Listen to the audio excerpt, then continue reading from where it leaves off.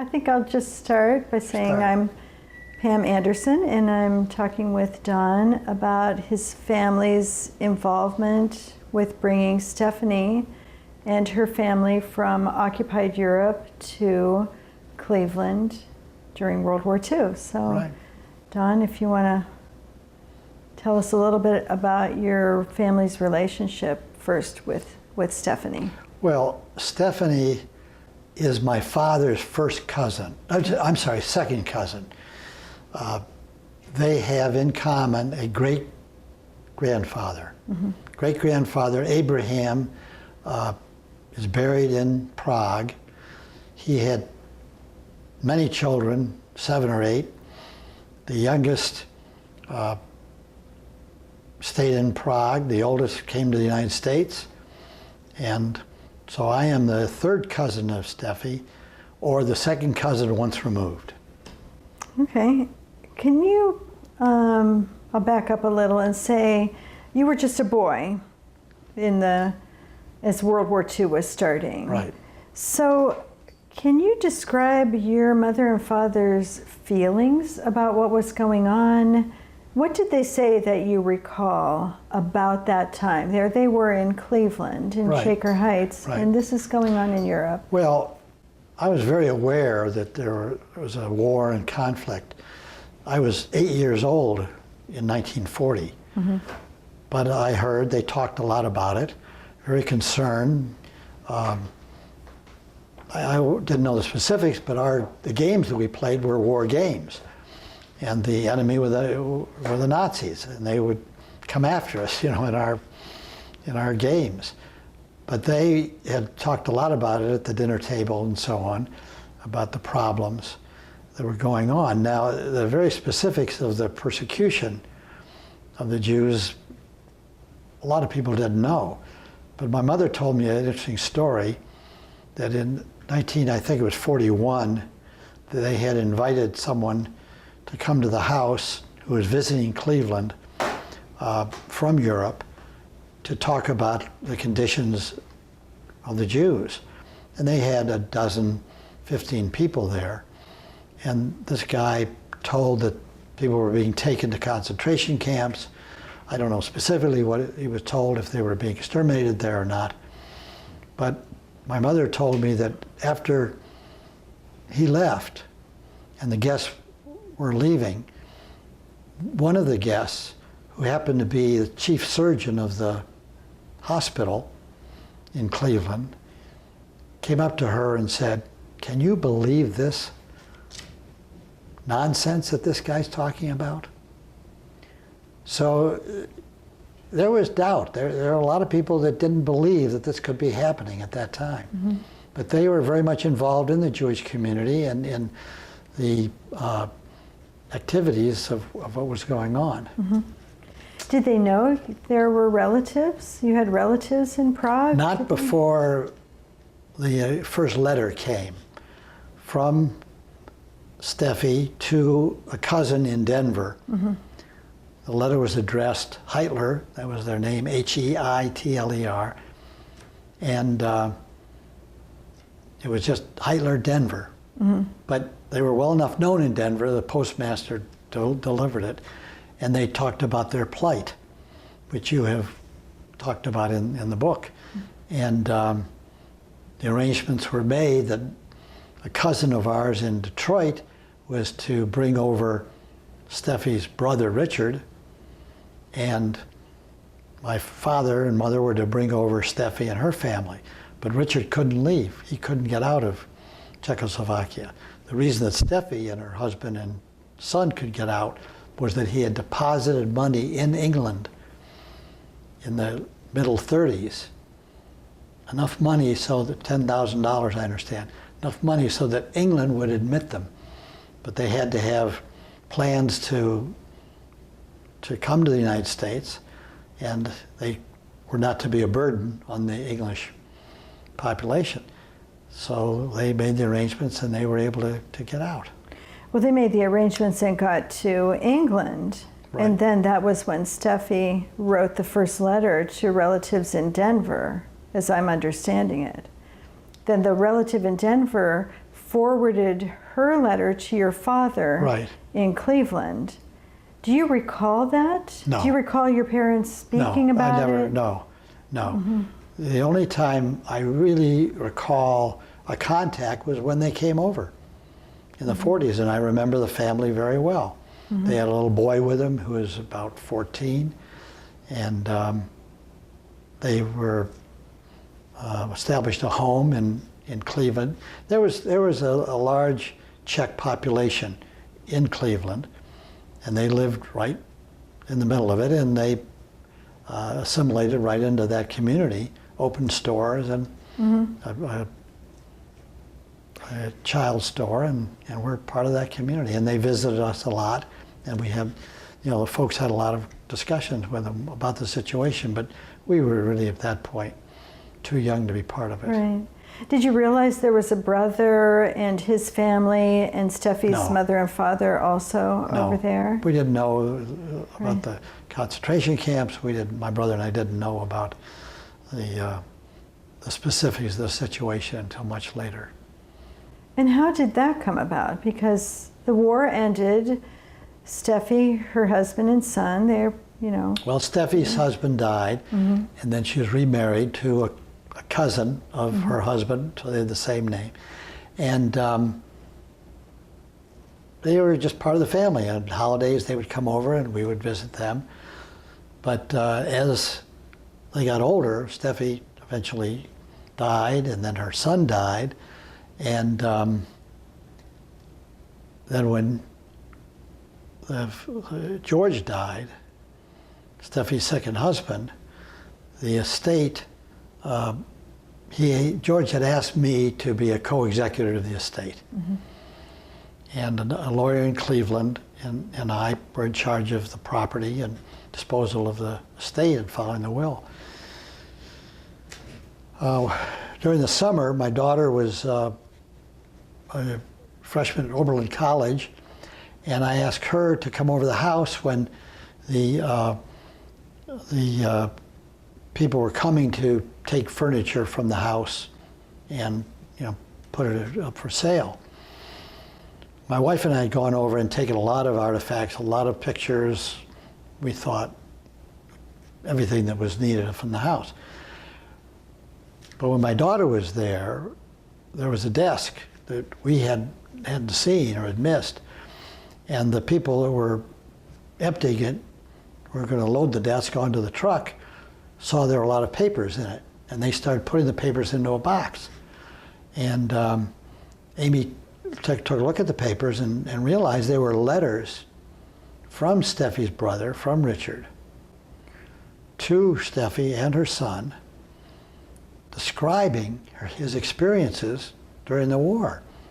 His experiences going to Theresienstadt and to Auschwitz, and as she read these, she realized these were valuable papers. She gathered them all. Many of them were in Czech, but a lot of them were in English. In fact, one of his letters, he apologized for typing, and they were typed letters, many of them, apologized for writing in English because he wanted to practice his English. And he described to the detail the situation that was going on in the concentration camp.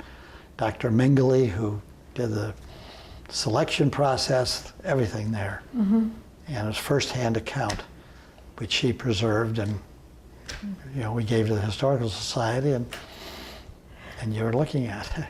Were your parents still alive at that time? Did you have anyone to ask Yes. about this? Yes, they were alive. And did your father they then were share the elderly. story? The story of how they came over? Yes. Well, the letters really described it. He also talked about it. I showed him a good deal of the letters, and he said that this was how it happened. I mean, the letters almost describe verbatim the process of their getting over. And our newspaper article is about ships being sunk and all those experiences.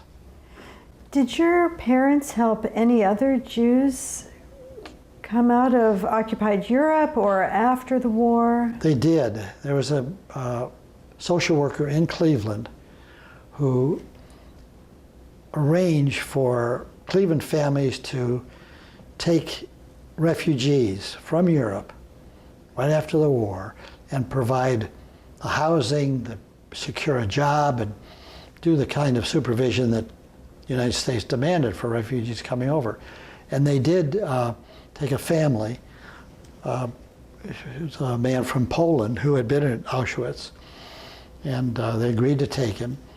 And after that, he wrote a letter and said, "I hope you don't mind, but I'm married. Would you take my wife?" And my father said, "Of course." A few months later, he said, "Oh, I'm sorry to tell you, my wife's pregnant. We're going to have a baby. Would you mind taking?" I said, "Of course."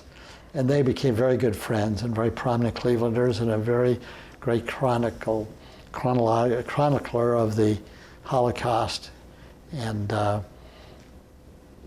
he died recently, but he told the story many times of his incarceration and what happened during the war. And that was and educated Jacob. a lot of people in Cleveland. That was Jacob. Yes. Jacob Henneberg, yeah. Right. So they helped two families. I mean, clearly it was very difficult for families to get out of, Oh, yes. because the letters between your father and Steffi span several years. I mean, it was not an yes. overnight process. They had to get visas, they had to get passports, they had to do all of the work that the State Department required.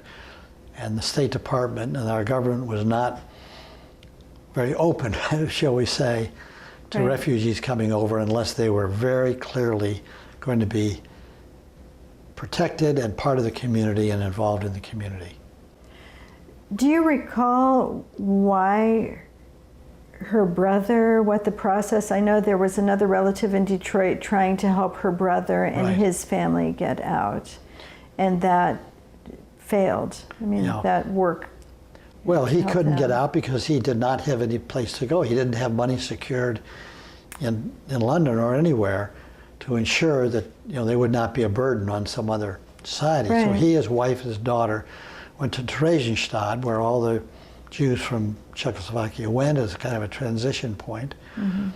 And from there went to Auschwitz, where his wife and daughter were killed. Mm-hmm. And on the way back from Auschwitz, he stayed with a family that had a daughter close to his age, a little younger.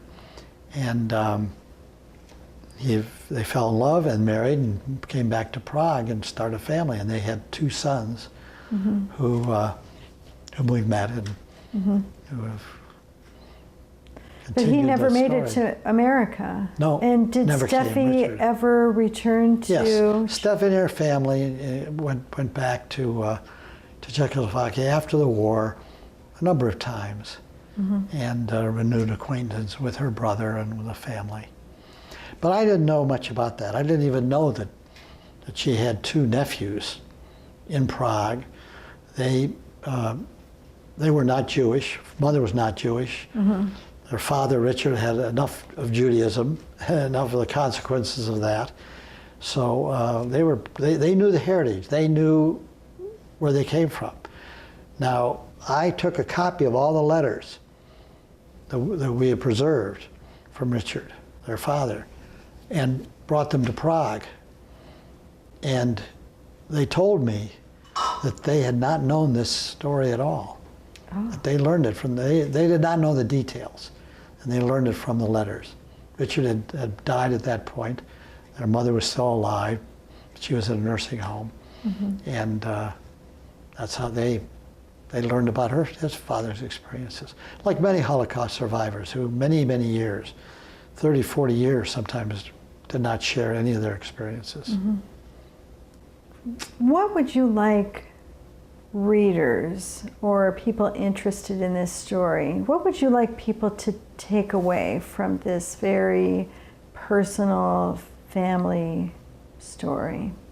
Well, we need as many firsthand accounts as possible through interviews, oral histories, books, papers, whatever, because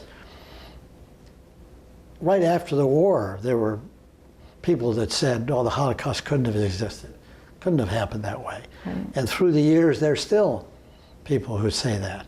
And who knows in the future when all the survivors are gone and it's another generation, a generation after that, what people will think. And the stories have to be preserved. They have to be told. And your work is a very significant part of that. Now, I will say very interestingly, when the family who came to Cleveland passed away, all of their assets were divided in half. Half went to the family in Prague, the two surviving nephews. The other half went to the Jewish Community Federation in Cleveland with a specific purpose of setting up a foundation that would preserve the memories of the Second World War and the Holocaust.